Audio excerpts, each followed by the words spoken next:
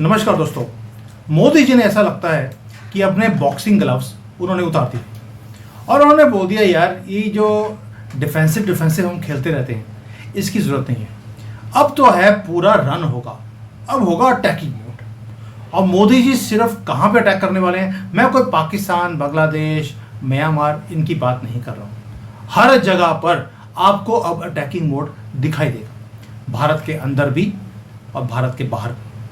अब ये क्यों बोल रहा हूँ भाई, अब तो दुश्मनों ने, मैंने पहले दिखाया था आपको, दुश्मनों ने अब हमारी संस्कृति, हमारा खाना, इवन की मोदी जी की डिप्लोमेसी को उन्होंने स्टडी करना शुरू कर दिया। आप में से कई बुद्धिजीवी उन्होंने बोला था सर ऐसा हो ही नहीं सकता। और भाई मैं जहाँ रहता हूँ वहीं से बता रहा हूँ आपको कि जैसे मैंने आपको दिखाया था कि यहाँ पर भारत के खाने के बारे में, ये चाइनीज़ में लिखा है, ना हिंदी में ना इंग्लिश में है, और ये मेरा आर्टिकल नहीं है। People they are talking about भारतीय फूड, कि कैसे यहाँ पे जो चिकन वगैरह मिलता है, पता नहीं क्यों इनको मीट से बड़ा प्यार है, तो उसके बारे में बातें कर रहे हैं। हमारी जो सभ्यता है इन्होंने कंपेयर करना शुरू कर दिया कि 5000 साल पुरानी, ये भी चाइनीज में मैप है, कि 5000 साल पहले भारत का मैप कैसे था और कैसे ये 5000 साल पुरानी सभ्यता है, ये चाइनीज बोलते हैं। और इनकी भी जो सभ्यता है वो 5000 साल पुरानी है। इन्होंने हमारे मंदिरों के ऊपर भी, ये भी चाइनीज में लिखा है कि हमारे मंदिरों में कि मंदिर कैसे थे, मंदिर की इकोनॉमी कैसे चलती थी और कैसे भारत पूरे दुनिया पे राज करता था अपनी मंदिर इकोनॉमी के कारण। हमारे लेआउट्स को ये स्टडी कर रहे हैं कि यार एनर्जी सेंटर्स ये कैसे बन गए, ये नॉर्थ के, साउथ के, मैंने आपको सारा दिखाया। ये चाइनीज में अब हमारे मंदिरों को डिस्कस किया जा रहा है, यानी कि कुछ ना कुछ तो दाल में काला है कि जो ये बार बार कर रहे हैं। अब मोदी जी कहते हैं मैंने ग्लव्स उतार लिए। अब ये मैटर क्या है ये समझेंगे, क्योंकि मंत्री ही हमारे सामने हो जो कि मोदी जी की एसी हैं तो बात बनती नहीं है। चलिए सीधा चलते हैं मंत्री जी के पास। मंत्री जी जय सिया राम। और मोदी जी ने ग्लव्स उतार लिए, किसके लिए उतार लिए ये तो बताओ। जय सिया राम। लाल किले की प्राचीर से जो वो बोले, अभी तक सबसे पहले कांग्रेस ने भारत को एक पैसिव मोड में रखा था कि अगर कोई कुछ करेगा तो हम उसको डॉसियर देंगे, हम विनम्रता से बात करेंगे। विनम्रता एक अच्छा शब्द है। बेसिकली उन्होंने कायरता की रणनीति अपनाई थी कि अगर किसी ने कहा तिब्बत दे दो तो हम कहेंगे घास का तिनका नहीं उठता, ले लो। कोई कहेगा सियाचिन दे दो, हम कहेंगे बहुत ज्यादा बर्फ है, कौन जाएगा, ले लो, वो तो अलग बात है। जनरल जे सिंह ने उसमें टांग अड़ा दी, देने नहीं दिया। तो ये कांग्रेस की वो थी। मोदी जी आए तो अब एकदम से अहिंसा परमो धर्म से तो आप एकदम से स्टेट पॉलिसी 180 डिग्री नहीं कर सकते, ये लोकतंत्र है। तो उन्होंने क्या किया कि धीरे धीरे अपने इंटरेस्ट को बढ़ाना शुरू किया, धीरे धीरे बोलना शुरू किया। फिर दूसरी बात उन्होंने क्या कि सेकेंड स्टेप में वो ऑफेंसिव डिफेंस पे आए कि भाई अगर तुम अटैक करने की सोचोगे, कर दोगे जैसे पहलगांव में, तो हम रिटेलिएट करेंगे। दैट इज ऑफेंसिव डिफेंस कि भाई अगला मत करना, आतंकवादी ठिकाने बर्बाद कर देंगे ये सब। अब क्या है, अब ऑफेंसिव ऑफेंस है कि if we see the threat coming we will tackle it so that वो हमारे घर पे ना। जो सुदर्शन चक्र की बात की है वो क्या है कि अगर तुमने हमारे ऊपर कोई मिसाइल फायर की तो हम वेट थोड़े करेंगे कि वो यहाँ गिरे फटे तब हम दिल्ली फोन लगाएं, फिर दिल्ली से एक मैसेज है हाँ भैया आप अटैक कर सकते हैं। तब तक 10 मिसाइलें फट चुकी हैं और वहां फट गई हैं जहां पर S-400 था, और उसके बाद हमारे पास अटैक करने के लिए वो वाली पॉलिसी खत्म। आपने उधर से छोड़ा, हम उसको हवा में कैंसिल करेंगे और फिर इधर से जो जाएगा उसको आप डील करेंगे। गोली के बदले गोला चलाओ की बहुत दिनों से सुन रहे हैं। तो अब ये गोला कहाँ चलाओ, इसके लिए उन्होंने कहा है कि अगर हम अपनी स्ट्रैटेजिक पॉइंट्स की रक्षा करेंगे वन थिंग, जरूरत पड़ी तो दूसरों को हम करेंगे। ये सेंटेंस सुनने वाला, जरूरत पड़ी तो औरों को हम करेंगे। तो हम ब्रह्मोस कहाँ कहाँ दे रहे हैं, हम फिलीपींस दे रहे हैं। क्यों? एक सिंपल है, ये जो साउथ चाइना सी का इंडो पैसिफिक हो गया है, इसमें वन स्टेप आगे जाओ। जरूरत पड़ने वाली है वहां पे। चाइना को कहाँ कंटेन करना है, चाइना को वो चाइनीज सी में ही कंटेन कर देना है कि घर से निकलते ही, अब कुछ दूर चलते नहीं, हम मिलेंगे घर से निकलते ही। तो वहां पर जो हम अपनी चाइनीज क्या कर रहे हैं, फिलिपिनो नेवी को, उनके फिशरमैन को तंग कर रहे हैं, तो हमने वहां पे ब्रह्मोस लगा दी। इधर जो है ये वियतनाम वगैरह को परेशान कर रहे हैं, वहां हमने पोर्ट डेवलप करने शुरू कर दिए। वहां पर अडानी पहुंच गए, ठीक है। नेवल फ्लीट इंडोनेशिया के साथ एक्सरसाइज करिए, मतलब हमारी नेवी वहां पर एक्सरसाइज करिए क्या, इस बहाने से वहां पे प्रेजेंट है। ओके, शांति से ये समझा जाना चाहिए। क्यों? इंडोनेशियन लीडर्स के डीएनए भारतीय निकले ना। तो आप ये समझिए कि हम जो है, वो जो अभी तक क्या हो रहा था, मलक्का स्ट्रेट के ऊपर बात हो रही थी, चाइना अंदर आ जाता था, ये सब चीजें थी। तो अब हमने इस चीज को टैकल आउट करना शुरू किया। अब मोदी जी के एक संपत साहब है, जो उनके पॉलिसी मेकर है, उन्होंने रिपब्लिक टीवी के ऊपर एक कहानी सुनाई। कहानी सुनाई राजा राज चोला की, कि उन्होंने चीनियों से कैसे मुकाबला किया और कैसे उन्हें परास्त करके जो व्यापार था उसको सुरक्षित किया, और व्यापारियों को सुरक्षित करने के साथ साथ अपने देश के हितों को सुरक्षित किया। वो कहानी सुनने वाली है, एक्चुअल हिस्ट्री है फर्स्ट ऑफ ऑल। सेकेंडली, उससे बहुत सारे टेक अवेज है। इंडोनेशिया ने तब भी जो है ठीक से हमारा साथ नहीं दिया था। वहां पर जिसको अब ये साउथ चाइना सी कहते हैं, जो इंडो पैसिफिक हो गया है, वहां पर कुछ देश हमारे साथ थे और कुछ देश चीन के साथ थे। और जब भारत के साथ जो होता, जो भारत का वासल होता, भारत उसकी रक्षा के ऊपर पूर्ण समर्पित होता है। लेकिन जो चीन का वासल होता, चीन उसमें देखता है बचाओ या ना बचाओ, फायदा किसमें है, और उसके हिसाब से वो छोड़ देता है। तो आपको ये बताया इस कहानी के माध्यम से कि चीन पे भरोसा मत करो, चीन तुम्हें अकेला छोड़ के भाग जाएगा।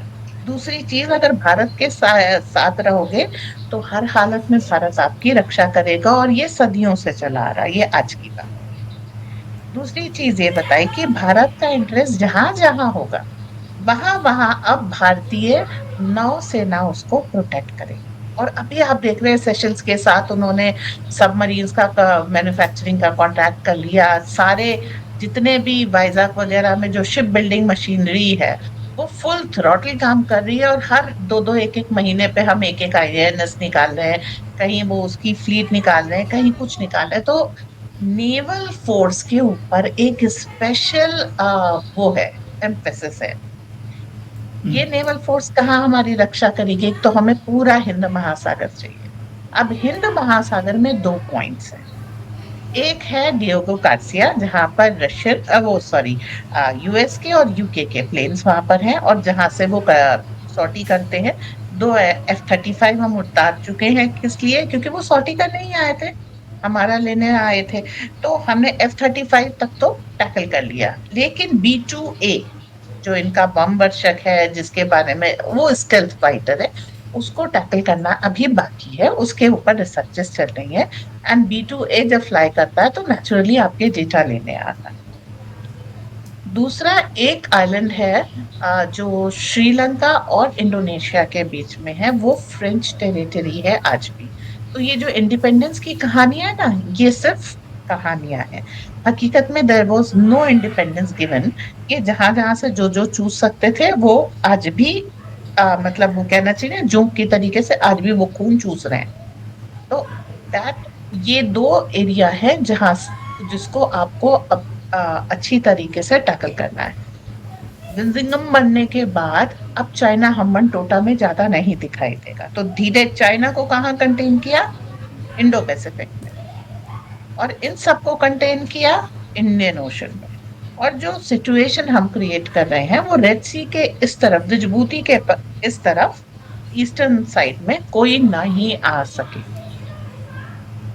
इंडियन नेवी इतनी स्ट्रांग बना रहे। और जो उन्होंने इसमें मैसेज दिया वो ये, कि एक समय था भारत का व्यापार विश्व का 33% था, ठीक है। वो इसलिए था पहला कि उसको मंदिर फंड करते थे, बैंक कहाँ था? मंदिर में था। सेकेंडली, तो हमारे जब मंदिर तोड़े गए तो हमारे व्यापारियों की फंडिंग और वो जो भी बैंक का प्रोजेक्ट वगैरह फाइनेंसिंग करते हैं वो खत्म हो गया, उसमें इंटरेस्ट आ गया, फिर ये आ गया, वो हो गया। That is one thing. Secondly, जब हमने व्यापारियों को प्रोटेक्ट नहीं करा तो हमारे व्यापार खत्म होते गए। और इस चीज को एम्फेसिस दिया, जैसे आज अडानी है, अडानी के ऊपर हिंडनबर्ग की एक रिपोर्ट आती है, अटैक हो जाता है। अब उन्होंने मैसेज दिया है कि अडानी जैसे व्यापारियों को छूना भी, अगर फिजिकली उनके हमारे ट्रेड को छूओगे तो इंडियन नेवी है, इंडियन एयरफोर्स है, इंडियन आर्मी है। वैसे छुओगे तो हमारे लॉयर्स की बैटरी है, इंटरनेशनल लॉ है, तुम्हारे ही बनाए नियमों से तुमको धता बताएंगे और तुम्हारे ही इंस्टीट्यूशंस में बताएंगे और जीतेंगे हम। सो हाँ, आप जब अपने जैसे न्यारा के केस में अभी अभी मेरा माइक्रोसॉफ्ट की पूरी हेकड़ी निकाली हमने, 2 घंटे में माइक्रोसॉफ्ट भाग गया वो। माइक्रोसॉफ्ट की नहीं, पूरी यूरोप की निकाली है। यूरोप की आप भूल जाते हैं कि उन्होंने कहा कि ठीक है हम ट्रम्प से ले लेंगे, तो भाई ले लो ट्रम्प से तेल। फिर क्या हुआ, ट्रम्प ने कहा इंडिया थोड़ा सा मोदी जी तेल हमको भी दे दो। तो ये जो हेकड़ी निकाली यूरोप और अमेरिका सबकी निकाल दी है। That is one thing. और उसके बाद माइक्रोसॉफ्ट जैसा जायंट झुक गया। अभी ऐसा नहीं है कि हमने माइक्रोसॉफ्ट को छोड़ दिया है।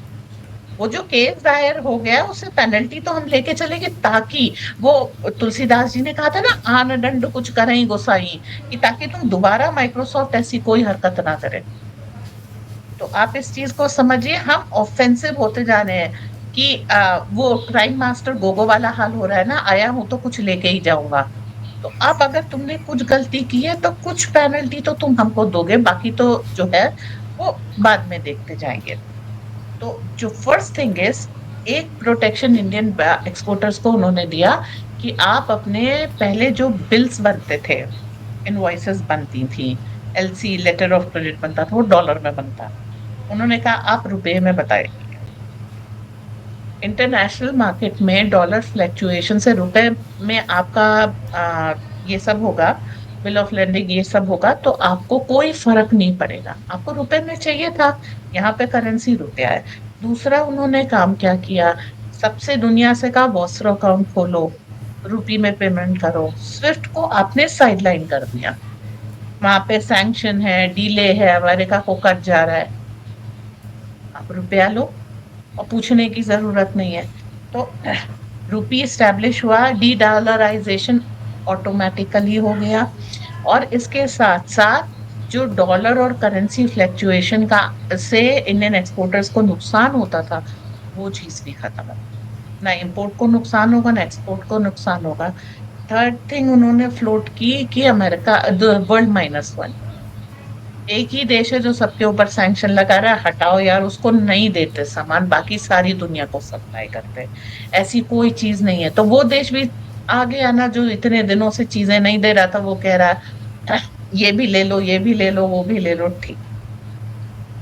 तो इस पूरे में ये आया कि हिस्ट्री से आप सबक लीजिए, मंदिरों को बैंक बनाइए। वहां पे सोना इसलिए नहीं था कि कोई राजा वहां पे पैसे देता था, वहां इसलिए था कि मंदिर व्यापार को फंड करते थे, और बाद में व्यापारी जो है उनको जो मंदिर का पैसा था वो देते थे, फिर ईश्वर के चरणों में अपनी तरफ से भी कुछ चढ़ाते थे।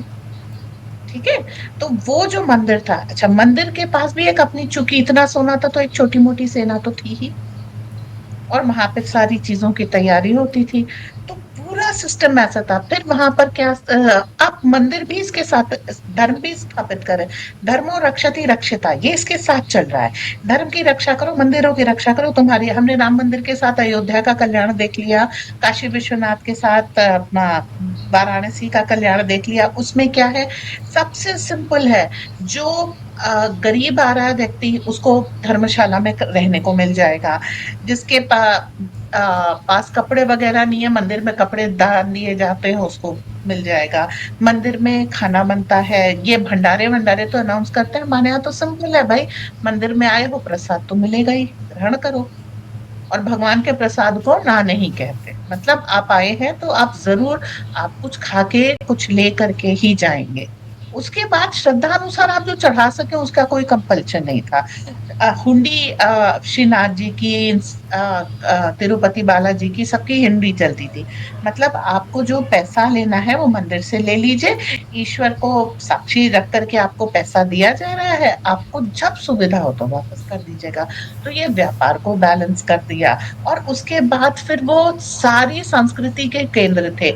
आप डांस वहां सीखिए, आप आर्किटेक्चर वहां सीखिए, आप स्टोन क्राफ्ट वहां पर सीखिए, मतलब गायन वहां सीखिए। हर कला का केंद्र, विद्यालय वहां पर, औषधालय वहां पर, वैद्यशाला वहां पर, घुड़साल वहां पर, गौशाला वहां पर। आपको काम चाहिए, मंदिर के अपने खेत हैं। अगर सब कुछ तबाह हो गया तो मंदिर के धर्मशाला में आके टिक लो। काम करना है तो साथ में कई एकड़ खेत है, उनमें काम कर लो। गाय संभाल लो, घोड़े पाल लो, कोई ना कोई हुनर थोड़े दिनों में आप सीख ही जाओगे। पाठशाला में काम कर लो, भगवान के नाम पे सारा काम करो। जब थोड़े सबल हो, थोड़े से पैसे लो, जाओ। अच्छा, हिंदू नौकरी नहीं करता था, एंटरप्रेन्योरशिप पे काम चलता था। तो उस हम्म। अपना काम करो, जो मंदिर से पैसा लिया है बाद में वापस कर लो। वरना मंदिर में ही रहना है तो उनके सैनिकों में, भाई मंदिर में बहुत बड़ी बैटरी चाहिए लोगों की काम की, उसको ज्वाइन कर। तो वो सारी चीज खड़ा करना है। तो धर्म, सभ्यता, संस्कृति, व्यापार और सुरक्षा, सबको इंटरट्वाइन करके ये पॉलिसी बनाई, और इसी रास्ते पे भारत आगे चलेगा। अब 10 सालों में ऐसा क्या हो गया, जो हर शत्रु देश, चाहे अमेरिका हो या कुछ भी हो, वो हमारी सभ्यता संस्कृति को स्टडी कर रहे हैं। क्यों? अब हम उसका साइंटिफिक एस्पेक्ट रख रहे हैं कि हमारे यहाँ जो होता था वो साइंटिफिक है। और जो कुछ भी आपने बोधायन प्रमेय को पाइथागोरस कह दिया, लेकिन बोधायन पहले आए थे। ये एम्फेसिस आने लग गया, जो हमारी काल गणना है वो सही है। तो वो सारी चीजें हम दुनिया के सामने सबूत के तौर पे रख रहे हैं। आज क्यों रख रहे हैं? क्योंकि आज आप मशीनों से उसको सर्टिफाई कर सकते हैं। पहले जब हम विमानों की बात करते थे उसको कपोल कल्पना कहा जाता था। आज हर तरह का विमान प्रेजेंट है, तो अब आप नहीं कहेंगे कि हाइड्रोजन फ्यूल प्रेजेंट है, तो आप मरकरी के ऊपर चलने वाले जब हम विमानों की बात करेंगे, नोबडी विल से कि ये कपोल कल्पना है, दिल से हाँ इट इज पॉसिबल। तो आप यहाँ की साइंस को आप डिनाई नहीं कर सकते। तो मोदी इसी तरीके से चीजों को आगे लेकर के जा रहे हैं। जो सुदर्शन चक्र उन्होंने कहा है वो सबसे ज्यादा इम्पोर्टेंट है, क्योंकि उसमें भारत की सुरक्षा की बात कही गई है। और ये भारत की सुरक्षा केवल सैन्य आक्रमणों से नहीं है, सांस्कृतिक आक्रमण से भी है। तो अब हम्म। जब जब हर तरह से आप देखिए, अब जैसे एक समय था बॉलीवुड में कोई भी मूवी रिलीज होती थी, आप देखिए क्या हल्ला होता था। अब रिलीज होके फ्लॉप होके किनारे हो जाती है और किसी को कुछ पता भी नहीं चलता। तो सभ्यता और संस्कृति को भी परिवर्तित किया जा रहा है। और जो सर्व समावेशी जिसे कहते हैं, कि जितने लोग हैं, चाहे उसका अडानी हो या फिर एक खेत में काम करने वाला मजदूर, उन सब को हम साथ लेके चलेंगे। इसके अलावा जो चीज उन्होंने की है, महाराष्ट्र गवर्नमेंट इसको इम्प्लीमेंट करी। नक्सलवाद ये जो था, उसका क्या था कि भाई आपके यहाँ स्कूल नहीं है, सड़क नहीं है, बिजली नहीं है, पानी नहीं है, ये नहीं है, वो नहीं है, इसलिए एक काम करो, बंदूक उठा लो। अरे भाई, जितने में बंदूक उठाओगे उतने में तो एक गांव में स्कूल बच जाएगा, और जितने में गोली खरीदोगे उतने में एक मास्टर अपॉइंट कर लो। लेकिन उन्होंने बंदूक का रास्ता चुना, वो वाला नहीं चुना। अब मोदी जी ने काफी सारी स्कीम्स वहां पे निकाली हैं जो आदिवासियों के लिए हैं। जैसे एक तेंदू का पत्ता होता है, उसके पत्तल वत्तल बनते हैं। तो अगर उसका एंटरप्रेन्योरशिप है, तो आपको मालूम है डिस्पोजेबल प्लेट्स जो एक एल्यूमिनियम की, स्टायरोफोम की, सबकी बनती थी, वो उसकी सॉरी प्लास्टिक की और स्टायरोफोम्स वगैरह की, वो सब डिस्कार्ड करके अब बैम्बू की आ रही है, तेंदू के पत्ते की आ रही है, और इनको जो है इकोलॉजिकल कह करके अब प्रमोट कर रहे हैं। तो ये सारी चीजें उन्होंने आदिवासियों को प्रमोट करने के लिए कह दी। जंगलों में बहुत सारी औषधियां होती हैं, जंगलों में। तो ये सब क्या हुआ था, फॉरेस्ट ऑफिसर को लगा बैठाल करके ब्रिटिश गवर्नमेंट ने आदिवासियों के ऊपर ये सारी चीजें स्टॉप कर। वो औषधियों की खेती नहीं कर सकते थे, तेंदू के पत्ते के काम नहीं कर सकते थे, ये सारी चीजें स्टॉप हो गई थी, जिसके कारण हमारे आदिवासी गरीब हो गए। वरना आपने हर स्टोरी में सुना होगा, जैसे राणा प्रताप के बारे में, कि वो लड़ाई से हारे तो उनका अपने कुनबे को लेकर के वो जंगल में चले गए, जहां भामाशाह उनसे मिले, और उसके बाद उन्होंने दोबारा अटैक किया। तो जंगल में जा करके शरण लेना, चुपके रहना हमारी संस्कृति का एक भाग था। तो ये जो आज के आदिवासी हैं, इस स्टोरी से हमको पता लगता है कभी बड़े क्षत्रिय प्रजाति के लोग थे जो किसी कारणवश हार गए, जिसके कारण साम्राज्य छिन गया और इनको जंगलों में निवास करना पड़ा। धीरे धीरे समय होता है वो अडाप्ट करते रह गए। तो अब उन लोगों को स्ट्रीमलाइन करने के लिए जो परियोजनाएं हैं, अब वहां पर सड़क भी पहुंचेगी, सोलर पैनल लगा दीजिए, बिजली के तार नहीं पहुंच रहे, आपको बिजली चाहिए ना, सोलर पैनल से पहुंच जाएगी। प्रधानमंत्री आवास योजना में आपको पक्के घर मिल जाएंगे, और उज्ज्वला योजना से आपको गैस मिल जाएगी। तो वो जो उत्थान हो रहा उस प्रजाति का, उनको भी इसीलिए भगवान बिरसा मुंडा की बात करते हैं। क्यों? क्योंकि इनको शेड्यूल ट्राइब इसीलिए कहा था, अंग्रेज इनसे लड़ नहीं पाते थे, इनसे जीत नहीं पाते थे। ये वो जो गुरिल्ला वॉरफेयर होता है ना, उसमें बहुत माहिर होते हैं। तो उसके कारण इनको शेड्यूल ट्राइब इसीलिए कहा था कि इस प्रजाति के, इस ट्राइब के लोग, इनसे लड़ा नहीं जा सकता। जहां इनकी प्रेजेंस है वहां बच के निकले। वो चीज जो हमारा गर्व था उसको हमारी शर्म बना दिया, थैंक्स टू कांग्रेस। अब मोदी इसको रिवर्स कर, तो आप ऑफेंसिव उनका देखते जाइए। हर वो चीज जिसको आपकी मतलब एक स्वॉट एनालिसिस होती है, तो एक स्ट्रेंथ है, उसके साथ जो वीकनेस है, जो वीकनेस है मोदी उसको स्ट्रेंथ में बना कन्वर्ट कर रहे हैं। जो अपॉर्चुनिटी और एक थ्रेट होता है, थ्रेट को अपॉर्चुनिटी बना रहे हैं। जी इट इज वेरी इंटरेस्टिंग कि कैसे डीप डाउन देश के अंदर भी और देश के बाहर भी हम संस्कृति को भी स्ट्रॉन्ग कर रहे हैं, और उसके लिए अगर हमें नेवी को, आर्मी को, एयरफोर्स को स्ट्रॉन्ग करना पड़ेगा वो भी कर रहे हैं। और जिसने इस समुद्र के ऊपर राज किया हो, आज भी अगर अमेरिका की पावर है वो इसलिए है बिकॉज उनका जो नेवल फोर्स है वो बहुत ज़्यादा स्ट्रॉन्ग है। इसलिए हमारा जो मेजर फोकस था पिछले 10 सालों में वो नेवी के ऊपर था। और बड़ा इंटरेस्टिंग है, आपने सुदर्शन चक्र की बात करी, और आज वैसे भी जन्माष्टमी के दिन पे हम सुदर्शन की बात कर रहे हैं, ये भी कोइंसिडेंस नहीं हो सकता। पहले तो जन्माष्टमी की सबको शुभकामनाएं। ये वो दिन है जहाँ पर अब मोदी जी ने ग्लव्स उतार लिए हैं और ये बोल दिया कि अब तो सुदर्शन चक्कर चलेगा, रन होगा।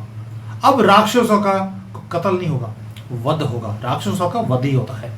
अब ये होगा देश के अंदर भी और देश के बाहर भी। जैसे मंत्री जी ने बताया, बड़ी खूबसूरती चीज़ कि हमारे बिजनेसमैन को टच नहीं करना, वरना तो फिर पता ही आपको, वरना आप फिल द ब्लैंक कर सकते हैं। यही रीज़न है कि अगर हम अपनी संस्कृति के ऊपर वापस जा रहे हैं आहिस्ता आहिस्ता, और अगर आज चाइना यहाँ बैठकर हमारे संस्कृति के बारे में लिख रहा है, उसको स्टडी कर रहा है, प्रेस तो नहीं किया अभी, प्रेस का दिन भी आएगा। अब मैं उसको आपको कितना चीज दिखा सकता हूं जहां पर वो हमारे देवी देवताओं को क्यों थे, कैसे थे, ये मंदिर क्यों बनाए गए, कौन कौन से पावर सेंटर्स थे, कैसे ये इकोनॉमी को चलाते थे, और कैसे मोदी जी वापस उसी एरिया पे जा रहे हैं जहां से शुरू की थी संस्कृति। ये भी कोइंसिडेंस नहीं हो सकता। ये जो मैं आपको दिखा रहा हूँ, ये मेरी अपनी डिस्कशन कोई मंजरी जी के साथ नहीं हुई है, ये बस एक्सटेम्पो था जो मैंने दिखाया आपको कि दुश्मन कंट्री हमारी संस्कृति को स्टडी कर रहा है। और मंजरी जी ने बोल दिया कि मोदी जी ने लाल किले पे खड़े होकर भी इसी के बारे में बात किया है कि अब हम बिजनेसेस को प्रोटेक्ट भी करेंगे, मंदिरों को दोबारा से उसी इकॉनमी पे लेके जाएंगे जहां से शुरू किया था, आदिवासियों को भी प्रोटेक्ट करेंगे और देश को आगे बढ़ाएंगे। यानी कि स्वॉट एनालिसिस के अंदर जो देश के अंदर वीकनेसेस क्रिएट करी गई कांग्रेस की तरफ से, उनको अब अपॉर्चुनिटी में और उसके बाद स्ट्रेंथ में अब कन्वर्ट करना है। इसी से देश आगे निकलेगा।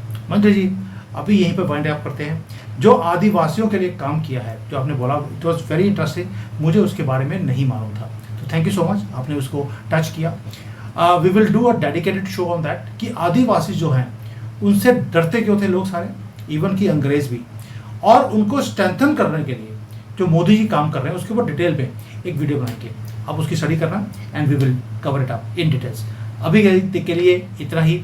ऑलरेडी रात के बहुत लेट हो गया मेरे यहाँ पर, और मैं बहुत ज़्यादा थका हुआ हूँ। क्यों थका हुआ मैं बता नहीं सकता हूँ, और बोलूँगा तो मंजरी जी हंसने लग जाएंगी। तो इस बाकी का कल डिस्कस करेंगे। मंजरी जी थैंक यू सो मच। जय हिंद, वंदे मातरम। वंदे मातरम।